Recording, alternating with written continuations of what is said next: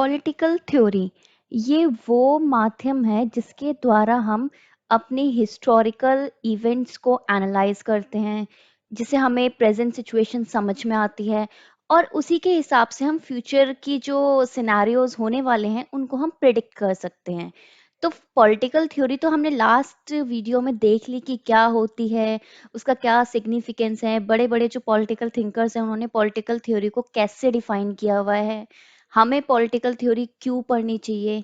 लेकिन अगर मैं आपसे पूछूं कि पॉलिटिकल थ्योरी का नेचर क्या है, जैसे लास्ट वीडियो में मैंने बताया था कि ये फिलॉसफी, हिस्ट्री एंड साइंस सबका मिक्सचर है, तो क्या ये डेफिनेशन अभी भी वैलिड है? अगर नहीं, तो कौन सी डेफिनेशन अब वैलिड है? पॉलिटिकल थ्योरी हिस्ट्री कैसे है, पॉलिटिकल थ्योरी साइंस कैसे है, पॉलिटिकल थ्योरी को हम फिलॉसफी कैसे मान सकते हैं, जबकि ये सब अलग अलग फील्ड हैं। तो ये पॉलिटिकल थ्योरी में ये सारे कॉन्सेप्ट्स कैसे हैं और पॉलिटिकल थ्योरी की क्या सिग्निफिकेंस है। और पॉलिटिकल थ्योरी अगर हम पढ़ भी लें और उसे समझ भी लें, तो पॉलिटिकल थ्योरी पढ़ के हम करेंगे क्या, मतलब क्या टास्क है जो हमें फुलफिल करने हैं।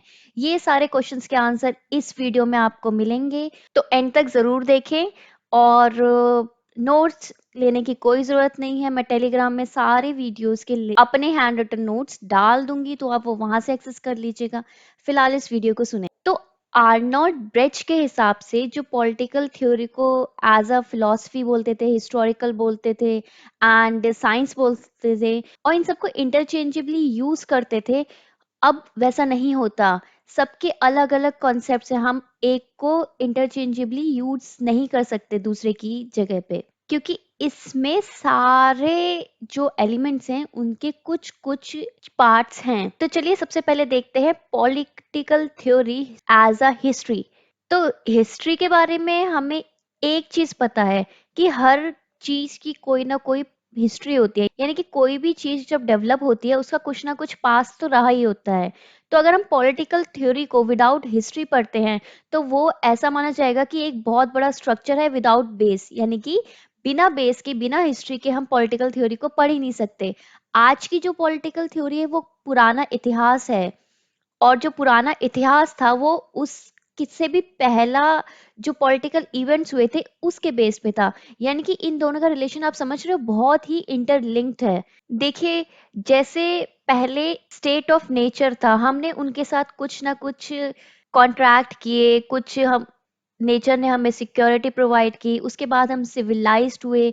जैसे हम सिविलाइज्ड फॉर्म में आए, हमारे पास काफी लॉज आए, लॉज के साथ साथ हमारे पास काफी कस्टम्स आए, काफी ट्रेडिशंस आए, उसके हिसाब से काफी बिलीव्स, काफी रिचुअल्स, ये सब डेवलप हुए। और इन सब के बेसिस पे ह्यूमन नेचर, जो ह्यूमन बिहेवियर है, वो डेवलप हुआ है, जिससे ह्यूमन की पर्सनल डेवलपमेंट हुई, उनके एक्सप्रेशंस आए, उनकी एक आइडेंटिटी क्रिएट हुई। जो उन्होंने प्रॉब्लम्स देखी उस समय पे, उसके हिसाब से उन्होंने काफी एक्सपेरिमेंट्स किए, उससे कुछ सक्सेस मिली, कुछ फेलियर मिली। तो इन सारे जो ट्रेडिशन है, इन सारी जो कस्टम्स है, उससे बनी कुछ वैल्यूज। और मैंने लास्ट लेक्चर में बताया कि political theory is nothing but a value and fact based activity which helps in solving political problems. यानी कि वैल्यू और फैक्ट के हिसाब से, वैल्यू मैंने बताया था कि नॉर्मेटिव सेंस में आता है, दैट मीन्स उसका थोड़ा हिस्टोरिकल इम्पैक्ट होता है, एंड फैक्ट्स यानी कि साइंटिफिक सेंस में ले लो आप। और इससे बनी कुछ कंसेप्ट्स, और उन कंसेप्ट्स को हम आज तक फॉलो कर रहे हैं। अब एग्जाम्पल के तौर पे देखें तो हिस्टोरिकल इवेंट्स क्या हुआ था, फ्रेंच रेवोल्यूशन हुआ था। फ्रेंच रेवोल्यूशन क्यों हुआ था? क्योंकि उस समय के जो राजा वगैरह थे उनकी जो पॉलिटी थी उससे लोग सेटिस्फाइड नहीं थे, तो पॉलिटी से हिस्ट्री आई। देन हिस्टोरिकल जो इवेंट हुआ फ्रेंच रेवोल्यूशन, उससे पॉलिटिकल थ्योरी आई, यानी कि पॉलिटिकल थ्योरी के कॉन्सेप्ट्स आए, कैसे liberty, equality, fraternity. Then Russian revolution से आया जस्टिस, उसके बाद बहुत सारी डेवलपमेंट्स हुई, जैसे कि यूनिवर्सल एडल्ट फ्रेंचाइज ले लो आप, इक्वल राइट्स फॉर वुमेन ले लो आप। अब इन्वायरमेंट को हमने एज अ नेचर, उसकी जो प्रीशियस हमारा ट्रेजर है, वैसे देखना शुरू किया। तब से हमें समझ में आया कि नहीं, हमें इसके लिए भी लॉज बनाने पड़ेंगे। तो इन्वायरमेंटल लॉज आए, जस्ट सोसाइटी आई, फेयरनेस ऑफ जस्टिस आया, काफी डेवलपमेंट हुई। That is totally based on historical experiences. So इस हिसाब से जो पॉलिटिकल थ्योरी है उसमें हिस्ट्री का एलिमेंट है। देखिए, political theory completely history, philosophy या साइंस में हम नहीं बांट सकते, बट पॉलिटिकल थ्योरी में थोड़े थोड़े कॉन्सेप्ट हर एक चीज के हैं। तो हिस्टोरिकल कॉन्सेप्ट इस टाइप से हैं। अब पॉलिटिकल थ्योरी फिलॉसफी कैसे है? सबसे पहले फिलॉसफी क्या होती है? फिलॉसफी होती है एक एब्स्ट्रैक्ट आइडिया। एब्स्ट्रैक्ट आइडिया होता है, वो जरूरी नहीं है कि सच हो, लेकिन इसका एम क्या होता है कि यूनिवर्स में, ब्रह्मांड में जितनी भी प्रॉब्लम्स हैं, जितनी भी एक्टिविटीज हो रही हैं, उनको एनालाइज करना और फिर जर्नलाइज करना। और फिलॉसफी एकमात्र एक माध्यम है जिसके द्वारा हम ब्रह्मांड में घट रही सारी जो घटनाएं हैं, उनके क्वेश्चंस के आंसर ढूंढ सकते हैं। जब हम चीजों को जनरलाइज करते हैं तो कुछ मॉरल्स आते हैं, कुछ वैल्यूज आती हैं, कुछ नॉर्म्स आती है, और उन्हीं के बेस पे हम as a human being develop करते हैं। तो इमैनुअल कैंट ने बोला था कि फिलॉसफी हमें तीन चीजें सिखाती है। पहला, व्हाट कैन आई नो, कि मैं क्या जान सकती हूँ। दूसरा, व्हाट मस्ट आई डू, कि मैं क्या कर सकती हूँ।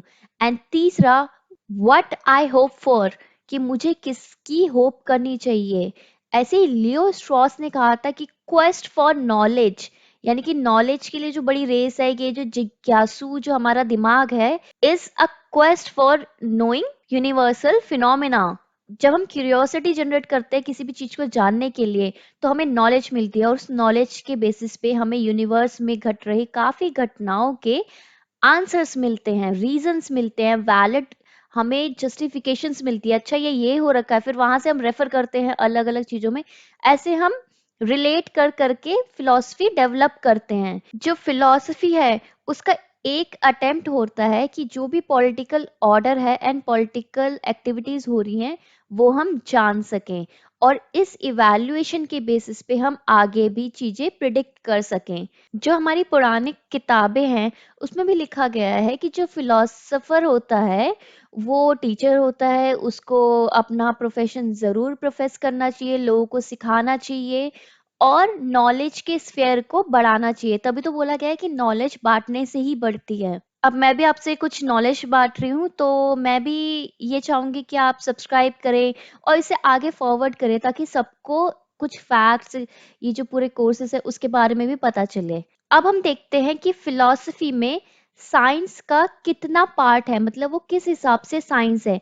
देखिए, काफी बुक्स आई हैं, काफी पॉलिटिकल थिंकर्स ने बुक्स निकाली हैं रिलेटेड टू कि पॉलिटिकल थ्योरी साइंस कैसे है। जैसे आर्थर बेंटले की book the process of government, George Catlin की book the science and method of politics, then comes David Easton the political system, Robert Dahl जिनकी book थी modern political analysis. तो इन सब बुक्स के माध्यम से बताया गया है कि पॉलिटिकल थ्योरी साइंस कैसे है।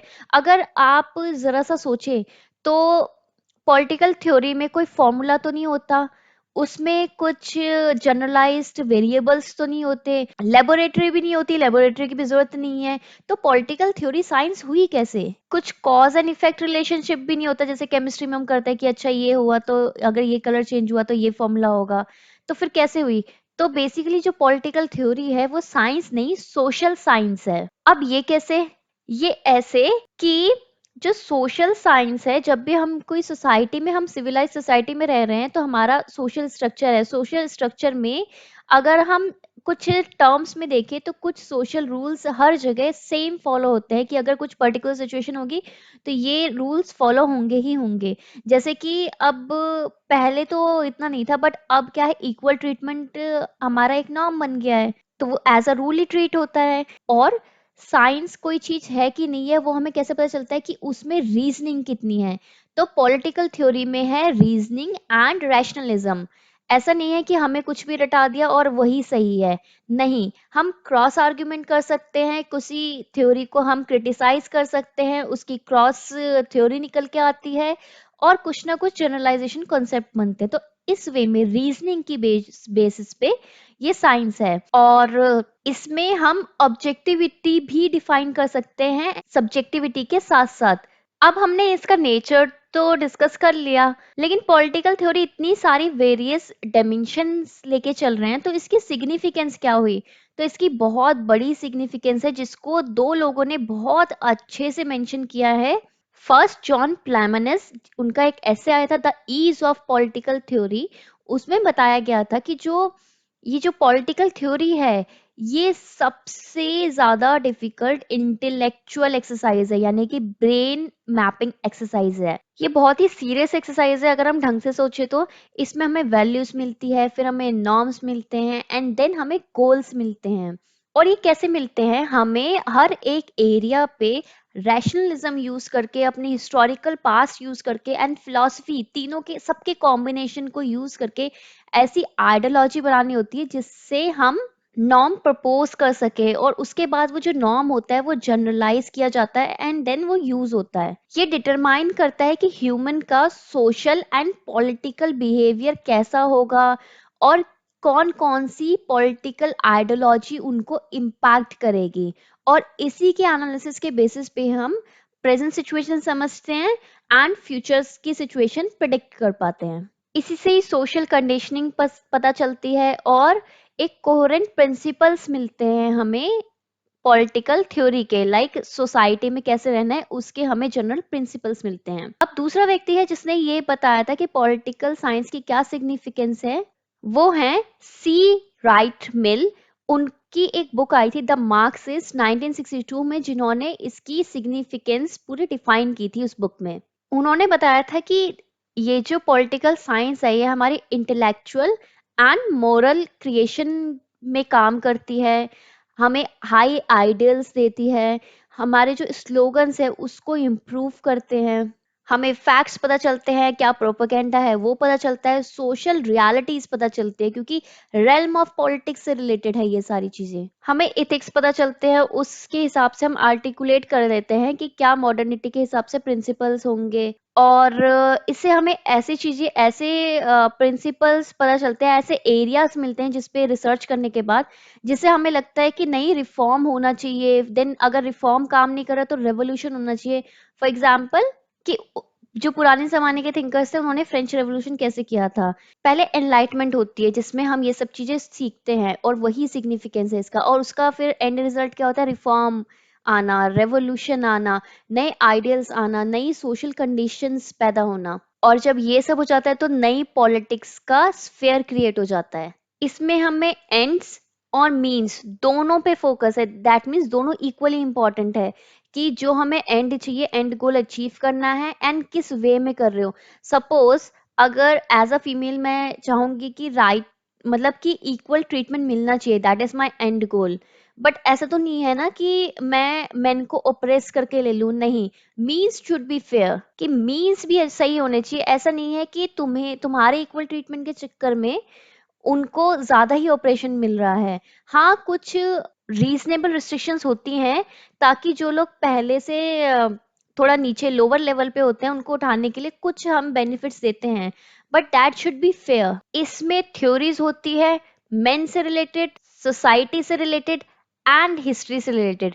और इन थ्योरीज के बेसिस पे सोशल, इकोनॉमिकल, साइकोलॉजिकल, हमारा मोरल, जस्टिस, पॉलिटिकल, फिलोसफिकल, सारे एरियाज पे इम्पैक्ट आता है एंड सब कुछ चेंज होता है। इसका एकमात्र देखो, पॉलिटिकल थ्योरी का अगर जनरली हम बोले तो एक एम होता है कि हाई पॉलिटिकल आइडियल्स पे जाना है, कि हम जैसे अभी हमारे पास जो कुछ प्रिंसिपल्स हैं, अगर हम इन्वायरमेंट की बात करें तो अब हम सोचेंगे कि हाँ नहीं, उसको और अच्छे से सेव करें, तो हाई पॉलिटिकल ऑर्डर पे जाना है, जिसके लिए हमें कुछ एक गैप तय करना है। और वो गैप कैसे तय करना है, ये सब चीजें हमें इससे पता चलती है, क्योंकि कुछ नॉर्म्स क्रिएट होते हैं, कुछ वेज क्रिएट होते हैं, देन हमें एंड्स मिलते हैं बेस्ड ऑन पॉलिटिकल डेटा।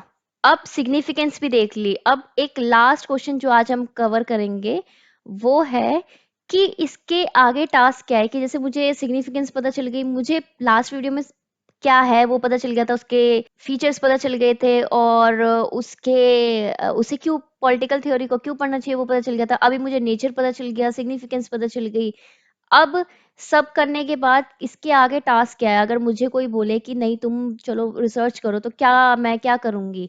तो देखिए, इसके जो टास्क है उसको डेविड हेल्ट ने बहुत ही सिंप्लीफाइड वे में लिखा था, जिसको मैं आपको और सिंप्लीफाइड वे में बता दूंगी। जैसे इसे कंपेयर करते हैं, देखो मैथ्स से। मैथ्स में वेरिएबल्स होते हैं, ऐसी इसमें फंडेज होते हैं, ऐसी इसमें कंसेप्ट होते हैं। तो वेरिएबल्स को हम कंसेप्ट मानते हैं, ठीक है। तो हम आइडेंटिफाई करते हैं नए नए वेरिएबल्स। अब दो तीन वेरिएबल्स के बीच में रिलेशन देखते हैं, जैसे कि पहले लिबर्टी आई, इक्वालिटी आई, देन हम देखते हैं ना कि लिबर्टी एंड इक्वालिटी के बीच में क्या रिलेशन है। अब रिलेशन पता चल गया, तो उसके बाद हम क्या करते हैं, रिसर्च करते हैं कि भाई डेटा डेटा के बेस पे कि उसकी कितनी क्या क्या साइड है, लिमिटेशन है, एडवांटेज क्या है, क्या डिसएडवांटेज है, क्या सिग्निफिकेंस है। जैसे यही हम थ्योरी में जितना पढ़ रहे हैं वो सब हम रिसर्च करते हैं। रिसर्च करने के बाद हम क्या करते हैं, कुछ जनरलाइज्ड कॉन्सेप्ट बनते हैं। उन जनरलाइज्ड कॉन्सेप्ट का क्या होता है, इंजीनियर्स को ये चीज सबसे अच्छे पता है कि कोई भी सॉफ्टवेयर डेवलप होता है तो उसके बाद उसकी होती है टेस्टिंग। इसी प्रकार जब हम जनरलाइज करते हैं, अलग अलग सिचुएशन में उसको अप्लाई करके देखते हैं, उसके बाद होती है उसकी वेरिफिकेशन कि हाँ ये कॉन्सेप्ट चल भी रहा है कि नहीं चल रहा है। वेरिफिकेशन के बाद हमें पता चलता है कि और किस किस एरिया में हमें रिसर्च करनी है, कौन कौन सा एरियाज रह गए हैं। तो एक थ्योरेटिकल फ्रेमवर्क बनता है जिसपे हमें पता चलता है कि पोटेंशियल एरियाज ऑफ रिसर्च क्या हैं। फिर हमारी अंडरस्टैंडिंग क्रिएट होती है, देन मॉरल फिलोसफिकल ये सब कॉन्सेप्ट्स क्रिएट हो जाते हैं। सबसे ज्यादा इम्पोर्टेंट चीज जो हमें समझनी होती है कि हम आर्टिकुलेट कर पाए, हम ये बता पाए कि जो कॉन्सेप्ट्स हैं उनकी सोशल लाइफ में क्या इम्पोर्टेंस है। यानी सेल्फ अंडरस्टैंडिंग में बहुत बड़ा फोकस है। उसके बाद जो भी ये रिसर्च कर रहा है वो ओपन माइंडेड होना चाहिए, आयरनिक होना चाहिए, सेंसिटिव होना चाहिए। जो रिसर्च है वो मॉडर्न होनी चाहिए, जो रिसर्च है वो टेंटेटिव होनी चाहिए, एक्सप्लोरेटरी होनी चाहिए, और उस पर कन्वर्सेशन होनी चाहिए, यानी कि तर्क वितर्क तो होना ही चाहिए। तो ये सारे टास्क हैं पॉलिटिकल थ्योरी के सामने। चलिए आज के लिए इतना ही। आई होप आप सब अपने घर में फाइन हैं एंड अपनी स्टडीज कंटिन्यू रख रहे हैं, और पॉलिटिकल थ्योरीज की ऐसी वीडियोस आती रहेंगी। नेक्स्ट वीडियो में हम पढ़ेंगे टाइप्स ऑफ पॉलिटिकल थ्योरी, यानी कि क्लासिकल, मॉडर्न एंड कंटेम्प्रेरी। तो आज के लिए इतना ही, मिलते हैं आपसे नेक्स्ट वीडियो में, तब तक के लिए बाय बाय।